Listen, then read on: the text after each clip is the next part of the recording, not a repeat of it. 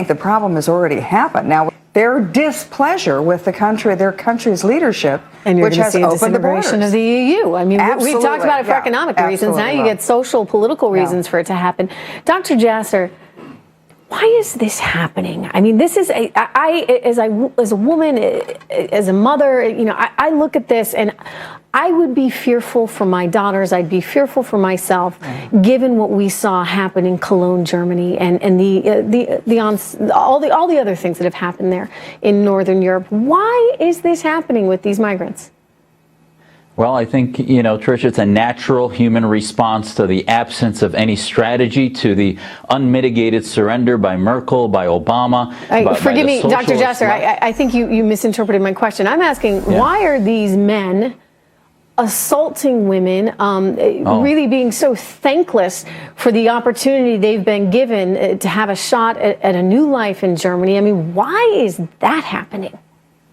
Well, I think, first of all, the ones that are doing this, I believe, are a minority within the immigrants, those who are trying to seek freedom. But having said that, it's a significant population of radicals who are basically forcing themselves upon a more modern, liberalized society, a clash of civilizations occurring. They're coming from a misogynistic environment in which it was a paternal environment that women had no rights. They were subjects and owned by the men in their tribe or in their communities. So this mixture, this overly fast mixture of societies is causing combustion, and that combustion is going to cause a response. I mean, we saw rapes during the Arab awakening in Egypt. We saw it all over, but still, the Arab awakening was in effect a positive change for the Middle East against dictatorship, and these cauldrons, be they in Syria, Egypt, Saudi Arabia, are going to continue brewing this mess of humanity until they start reforming towards liberalism and democracy. You know, and in the meantime, the Europeans are stuck trying to say, what do we do with this situation now? And the people are saying, we don't want these migrants here.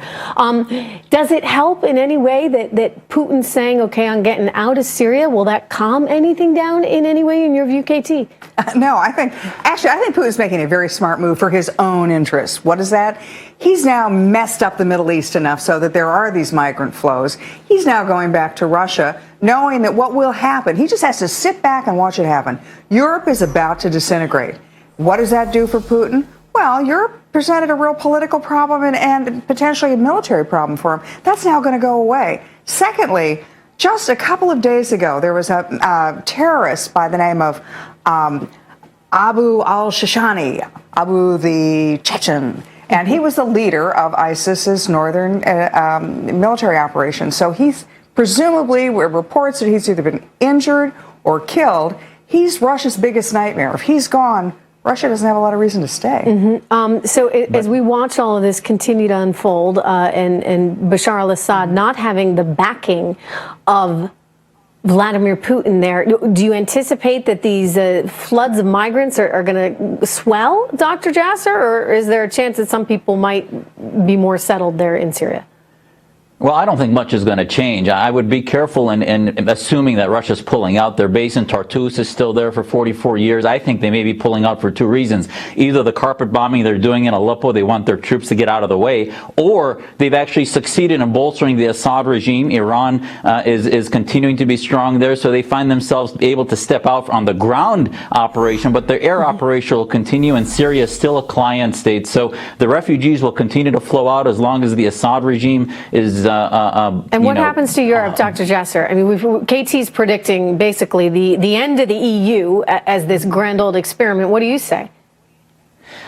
I agree completely. The EU will continue to dissolve as long as it doesn't find its own identity, and as long as the Syrian refugees have no place to go but back. You know, they need a no-fly zone away from the Assadists and away from ISIS so that they have a place to stay home where our families don't have to emigrate en masse to the West, because Europe can't take them in, and if they do, they're going to continue to dissolve from within. And you're going to see these opposite and equal reactions on the far right in Europe because there's been no policy to stand up for the European nation states. No, certainly not. All right. Thank you so much. Good to have you guys here. KT and Zudi. Coming up, everyone, are the GOP candidates backing off their